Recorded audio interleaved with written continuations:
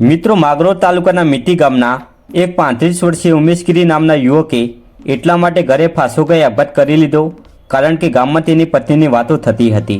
તો ચાલો મિત્રો જાણીએ આખી ઘટના શું છે। મિત્રો માગરોળ તાલુકાના મીટી ગામમાં રહેતા જીવતીબેન જીવાભાઈ આડેદરાને અગાઉ હાર્ટ એટેક આવ્યો હતો ત્યારે તેમના કાનમાં પહેરવાના સોનાના વેઢલા ગુમ થઈ ગયા હતા અને આ વેઢલા ઉમેશગીરીના પત્ની જ્યોત્સનાબેને લીધા હોવાની ગામમાં વાતો થતી હતી અને ઉમેશગીરીનું ગામમાં નામ સારું હોવાથી જેથી ગામને શું મોટું બતાવીશ એવી શરમ લાગતા જેનું લાગી આવતા શુક્રવારે ઉમેશગીરીએ ઘરમાં ફાંસો ખાઈને પોતાનું જીવન ટૂંકાવી લીધું હતું। મિત્રો ઉમેશગીરીના પત્નીએ જ્યોત્સનાબેનના વેઢલા લીધા હોવાની ગામમાં વાતો થતી હતી। આથી શરમને કારણે ઉમેશગીરીને લાગી આવતા તેમણે ઘરે ફાંસો ખાઈ પોતાનું જીવન ટૂંકાવી લીધું હતું।